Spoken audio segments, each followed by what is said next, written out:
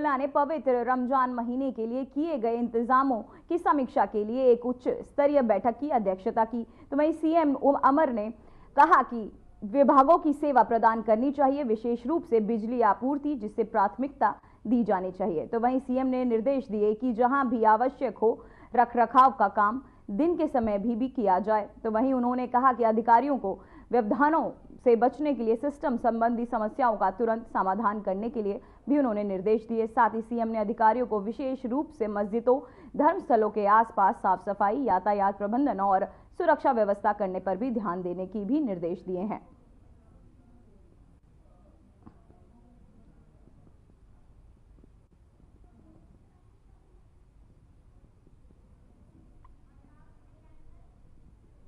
तो वहीं जम्मू कश्मीर के एलजी मनोज सिन्हा ने कश्मीर हाट में श्रीनगर हेरिटेज फेस्टिवल में हिस्सा लिया। वहीं इस कार्यक्रम में उपराज्यपाल मनोज सिन्हा ने अपने संबोधन में फेस्टिवल में हिस्सा लेने वाले सभी कारीगरों और कलाकारों को बधाई दी और जिला प्रशासन श्रीनगर और इंदिरा गांधी राष्ट्रीय कला केंद्र, क्षेत्रीय केंद्र जम्मू कश्मीर और संयुक्त पहल की सराहना की। उन्होंने कहा कि श्रीनगर हेरिटेज फेस्टिवल हमारे महान कारीगरों, लोक कलाकारों, लेखकों और उपलब्धियों और योगदान को भी याद करता है और हमारी अनूठी और विविध सांस्कृतिक विरासत का सम्मान करता है, जो भविष्य के विकास को प्रेरित करेगा।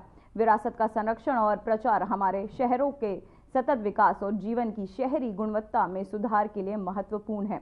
साथ ही उन्होंने कहा कि कारीगर समुदाय और लोक कलाकारों का कल्याण मेरे प्रमुख उद्देश्यों में से एक है।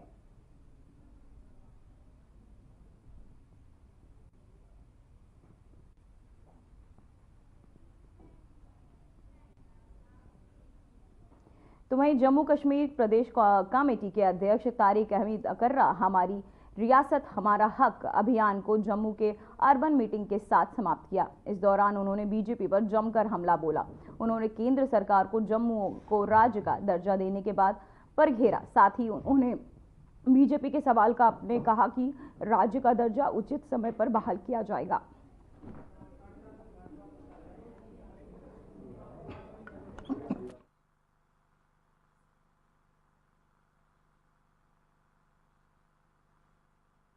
कभी कहते हैं वेरी सून, वो उसका यार्ड स्टिक क्या है, उचित का यार्ड स्टिक क्या है, अनुकूल का यार्ड स्टिक क्या है। तो हम ये जानना चाहते हैं, अगर प्राइम मिनिस्टर साहब ने ये कहा था कि इलेक्शन के बाद हम करवाएंगे, तो उसमें कौन सी बाधाएं हैं, कौन से पैरामीटर्स हैं जिन पैरामीटर्स के वास्ते जम्मू कश्मीर आज भी क्वालिफाई नहीं कर रहा। आप वो तो बता दीजिए कि हम कहाँ पे डिस्क्वालीफाई हो रहे हैं या क्वालिफाई नहीं हो रहे हैं, तो हम अपने उस क्वालिफिकेशन के ऊपर काम करें ताकि हम क्वालिफाई करें। एक साइड से आपको सुप्रीम कोर्ट कह रहा है कि आप स्टेटहुड रेस्टोर कीजिए, दूसरी साइड से प्राइम मिनिस्टर साहब खुद कहते हैं, वोट मांगने जब आए तो उन्होंने कहा बस वोट दे दो, हमारे लोगों को जिता दो, तो आपको हम स्टेटहुड कर देंगे रेस्टोर। 29 सीटें यहाँ के लोगों ने, जम्मू खिता के लोगों ने उनको दी, उसके बावजूद भी नहीं। So this is a betrayal, A blatant betrayal of the electorate. Total betrayal है ये, वोट का भी और वोटर्स का भी और हमारी कल्चर का भी और हमारे साथ जो वादा किया उसका भी। सर, लगता है कि उमर अब्दुल्ला का बयान है, उन्होंने ये कहा है कि जब से 317 हटी है तब से हालात। मैं किसी की बात पे कोई काउंटर कमेंट नहीं करना चाहूँगा। हमारा अपना मैनिफेस्टो है, हमारी अपनी तहरीक है। हम लोगों के, हमने तो ये भी कहा कि ये सिर्फ कांग्रेस के वास्ते तहरीक नहीं है या कांग्रेस जनों की तहरीक नहीं है, ये जम्मू कश्मीर के 1 करोड़ लोगों की तहरीक है।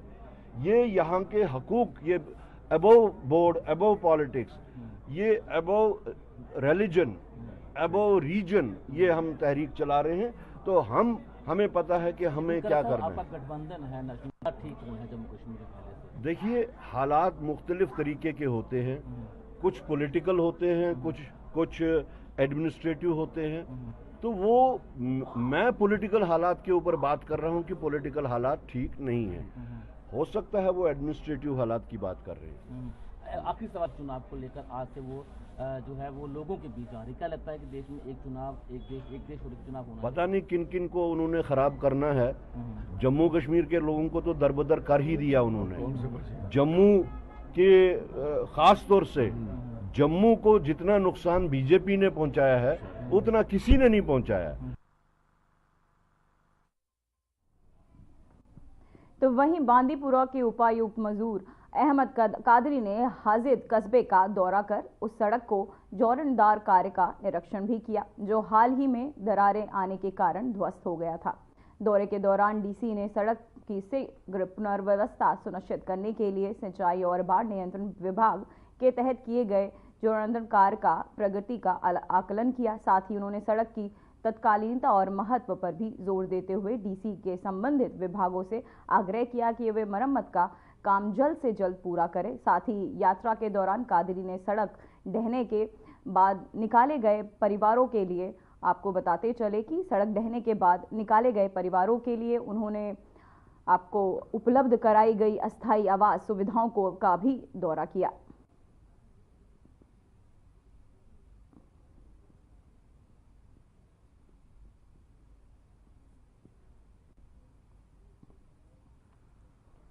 कल से जो यहाँ पर जहलम का बंद जो सिंक हो रहा है, तो इस वजह से लग रहा था कि कहीं जान या माल का नुकसान न हो जाए, तो हमारी पहली प्रायोरिटी थी लोगों को इवैक्यूएट करना। तो कुछ फैमिलीज़ को इवैक्यूएट करके यहाँ पर जो लोकल एडमिनिस्ट्रेशन है उन्होंने स्कूल में उनको रखा है, तो हम कोशिश करेंगे इनको कंफर्टेबल रखना। और जो रेस्टोरेशन का काम वो भी चल रहा है, कल तक वो भी कंप्लीट हो जाएगा।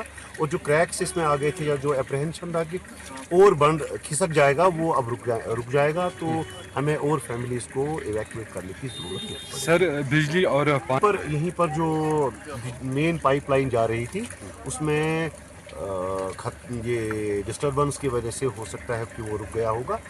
बिजली का जो रेस्टोरेशन का काम वो चल रहा है, वो आज शाम तक कंप्लीट।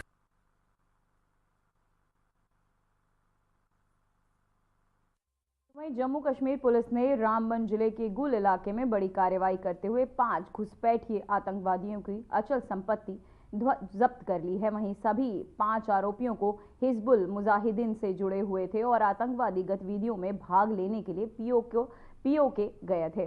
तो वहीं पुलिस के अनुसार ये घुसपैठिए भारतीय की सुरक्षा बलों के खिलाफ आतंकवादी गतिविधियों में शामिल थे। साथ ही इनकी संपत्ति की जब्ती से सुरक्षा बलों को इस आतंकी नेटवर्क की कुंडली को और अधिक सटीक रूप से समझने में मदद मिली है। इन लोगों के खिलाफ पहले ही विभिन्न आतंकी मामलों में एफआईआर दर्ज हो चुकी थी। वहीं पुलिस ने बताया कि ये आरोपी सुरक्षा बलों के खिलाफ हमलों में अन्य आतंकवादी गतिविधियों में शामिल थे और लंबे समय से जम्मू एंड कश्मीर के अधिस्ता पैदल करने की कोशिश कर रहे थे। वहीं आपको बताते चले कि जम्मू एंड कश्मीर में अस्थिरता पैदा करने की कोशिश कर रहे थे। साथ ही पुलिस ने इनकी संपत्ति को भी जब्त करके सरकारी नियंत्रण में ले लिया है।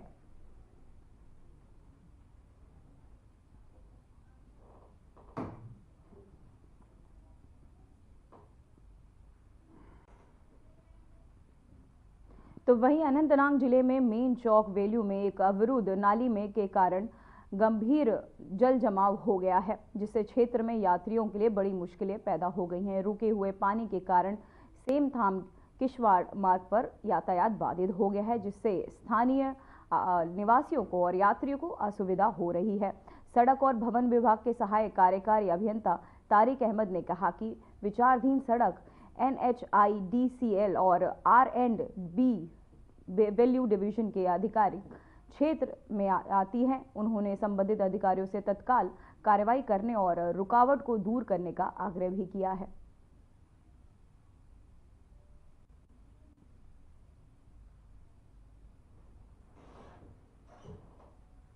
आपने जो ड्रेन का मसला उठाया है, वायलू बाजार में जो ड्रेन ब्लॉक हुई है, तो कुछ दुकानदारों ने ड्रेन को ब्लॉक किया हुआ है, जो सारा पानी जो रोड पे आ रहा है। लेकिन ये पर्टेन करता है, पहले ये सेक्शन था, ये जुरिडिक्शन सारा पर्टेन करता है NHIDCL को। उससे पहले ये बीकन वालों ने रोड बनाया है, तो ये आज से 15-20 साल पहले रोड उन्होंने टेक ओवर किया है। तो इसमें R&B का कोई रोल ही नहीं है। इसमें NHIDCL वालों से आप मिल सकते हैं, तो वो ड्रेन नई बना के देंगे, या जो उनका होगा उसमें कुछ ऑप्शन होगा ड्रेन बनाने का, तो वो काम करेंगे। हमारे इसमें कोई रोल ही नहीं है, R&B का इसमें कोई रोल ही नहीं है। क्योंकि SDM साहब ने कहा है कि मैंने टेकअप किया है ये R&B वालों के साथ, तो क्या कहना चाहते हैं? जी, SDM साहब ने R&B वालों से इतना ही कहा था। मैंने SDM साहब को बोला उस टाइम मीटिंग में ये जो ड्रेन है, जो जुरिडिक्शन है, ये पर्टेन करता है NHIDCL वालों से। तो एसडीएम साहब ने कहा आप मशीन दे दो खाली, तो मैं खुद करवाऊंगा, मेरा तहसीलदार खड़ा रहेगा तो वो खुद करेंगे।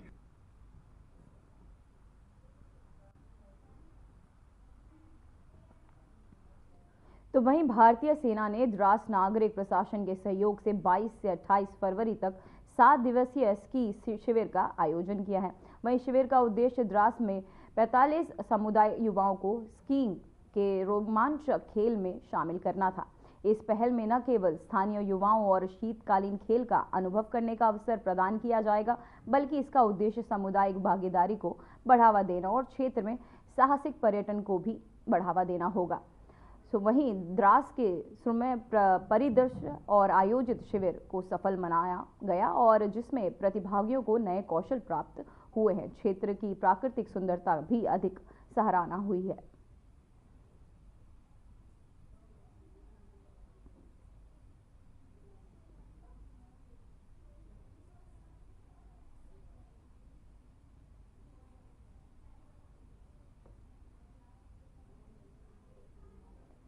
तो वहीं जम्मू कश्मीर पुलिस ने JNK बैंक दर्शन शाखा चोरी मामले में सफलतापूर्वक सुलझा लिया है। इस मामले में पुलिस ने 2 आरोपियों को गिरफ्तार किया है और उसमें चोरी की गई राशि को बरामद भी किया है। SSP किश्वत बाड़क जादेव इकबाल मीर ने कहा कि 3 फरवरी 2025 को शाखा प्रबंधन JNK बैंक सुईद दक्षिण के 19,51,600 रुपए की चोरी की शिकायत मिली थी, जो तेजी से इस पर कार्यवाही की गई। वहीं पुलिस स्टेशन दक्षिण में कानून को संबंधित धाराओं के तहत मामला दर्ज किया गया और जांच शुरू की गई। जांच के दौरान कई संदिग्धों को पूछताछ के लिए घेरा गया था। निरंतर प्रयासों और तकनीकी विश्लेषण के आधार पर टीम के आखिरकार मुख्य आरोपियों की पहचान की और उन्हें गिरफ्तार कर लिया, जो अपराध के कमीशन में शामिल थे। साथ ही आपको बताते चले उनके खुलासे के आधार पर एक कार्यकारी मजिस्ट्रेट के साथ पुलिस टीम ने SIT ने चोरी की 14 लाख से अधिक की राशि बरामद की। वहीं शेष राशि की वसूली के लिए आगे भी जांच जारी है। 1600 के आसपास था और अभी तक मैं बताना चाहूँगा कि हमने कोई 14.5 लाख अमाउंट जो है वो रिकवर कर लिया है और बाकी इन लोगों ने डिफरेंट ऑनलाइन गेमिंग पे, अपने खाने पीने पे और उधार वगैरह लोगों को दिया है जिन लोगों से उन्होंने पैसा लिया था। और फर्दर इन्वेस्टिगेशन हम लोग इस केस में कर रहे हैं और भी अरेस्ट होने के चांसेस हैं, रिकवरी भी होने के चांसेस हैं हमारे। अभी उसमें किस लोगों को, किन लोगों को उन्होंने पैसा दिया वो भी हम लोग कर रहे हैं।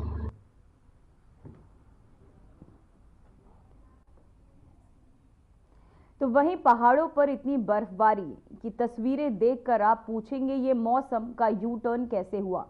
कहीं सड़कें बाधित है तो कहीं स्कूल बंद है। मैदानों में जहां सूरज मध्यम चल रहा है तो वहीं IMD ने कई जगहों के लिए ऑरेंज अलर्ट जारी किया है। अब आपको 4 तस्वीरें दिखाते हैं। कुछ तस्वीरें जहां भद्रवाह, चंबा, अनंतनाग, डोडा की ये 4 तस्वीरें जहां आपकी टीवी स्क्रीन पर जम्मू कश्मीर और आसपास के क्षेत्रों पर पश्चिम विक्षोभ बना हुआ है, तो वहीं जिसका असर पहाड़ों से लेकर मैदानी इलाकों तक देखने को मिल रहा है। इससे असर से उत्तर पश्चिम भारत के कई इलाकों का सूखा खत्म हो गया है। तो वहीं आपको बताते चले पहाड़ों पर जमकर बर्फबारी हो रही है और मैदानी इलाकों में सूरज नदारद है। वहीं कश्मीर में 2 महीने से यहाँ सूखा पड़ा हुआ है, न तो बारिश हुई न ही बर्फबारी। हालात ऐसे थे कि नदियां एक बूंद पानी के लिए तरस रही थी, सूखी पड़ी थी, लेकिन कुदरत ने ऐसा चमत्कार कर दिया कि हफ्ते भर में न सिर्फ बारिश हुई बल्कि पहाड़ों पर भी जमकर बर्फबारी हो रही है। तो ये 4 तस्वीरें जो आपकी टीवी स्क्रीन पर आप देख रहे हैं, जहां मौसम का यू टर्न देखने को मिल रहा है। बारिश बर्फबारी का अलर्ट भी जारी कर दिया गया है सरकार द्वारा। ऊंचाई वाले क्षेत्रों में हो रही है ये बर्फबारी, जहां ये नज़ारा लोगों को बहुत लुभा रहा है। पर्यटक ये नज़ारे देख खिंचते नजर आ रहे हैं। और आपको बताते चले बारिश बर्फबारी का अलर्ट भी जारी कर दिया गया है। ऊंचाई वाले क्षेत्रों में भारी, आपको बताते चले, बर्फबारी हो रही है। पर्यटक बर्फबारी का लुत्फ उठाते हुए तो वहीं आपको बताते चले बर्फबारी के चलते अलर्ट भी जारी और मौसम का यू टर्न। पंजाब में नशे को खत्म करने के लिए पंजाब पुलिस लगातार प्रयास कर रही है और कासो ऑपरेशन चलाए जा रहे हैं।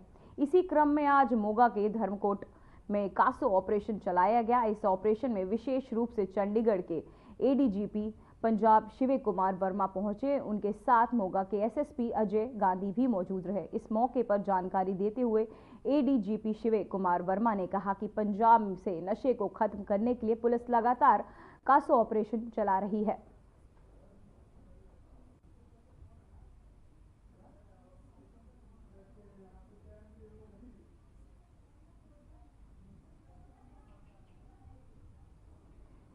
तो वहीं पंजाब को नशा मुक्त बनाने के लिए पुलिस का एक्शन, कासो ऑपरेशन जारी। एडीजीपी और एसएसपी रहे मौजूद। नशा मुक्त होगा पंजाब। मोगा पुलिस ने चलाया ये कासो ऑपरेशन।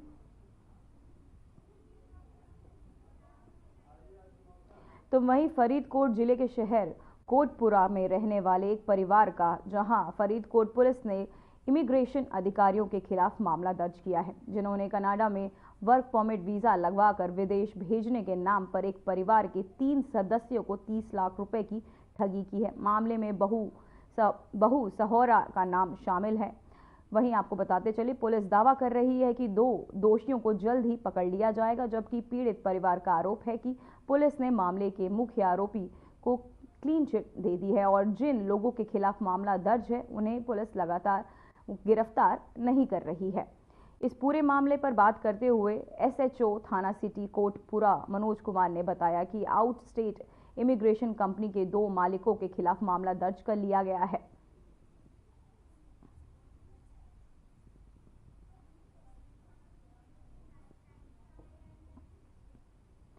तो वहीं खबर भटिंडा से है, जहां पुलिस की ओर से युद्ध नशे के विरुद्ध चलाया गया CASO search operation. DGP Jatinder Jain और रेंज के डीजीआई और हरजीत सिंह मौजूद रहे। डीजीपी जतिंदर जैन और रेंज के डीआईजी हरजीत ने बताया कि सर्च ऑपरेशन आगे भी चलेगा। इस साल भटिंडा में 20 के करीब ड्रग्स हॉटस्पॉट इलाके ऑफिशियल आपको बताते चले ITY के तहत इन्होंने NDPS और एक्ट के तहत अब मुकदमे दर्ज कर चुके हैं। साथ ही नशा इन मुखबिरों को गिरफ्तार भी किया जा रहा है।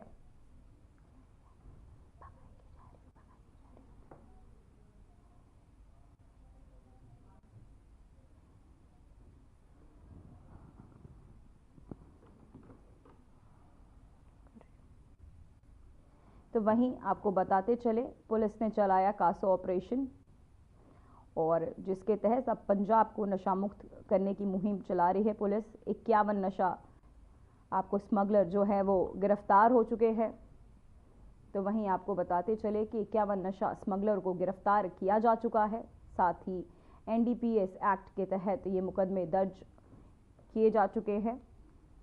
साथ ही आपको बताते चले कि अब पंजाब को नशा मुक्त करने में पुलिस जुट चुकी है और साथ ही आपको बताते चले 67 मुकदमे दर्ज हो चुके हैं, जिसमें 51 नशा स्मगलर को गिरफ्तार किया गया है और आइडेंटिफाई किए हैं। आपको बताते चले NDPS एक्ट के तहत आपको बताते चले ये मुकदमे दर्ज हो चुके हैं। फिलहाल बुलेटिन में बस इतना ही। मुझे दीजिए इजाजत। नमस्कार।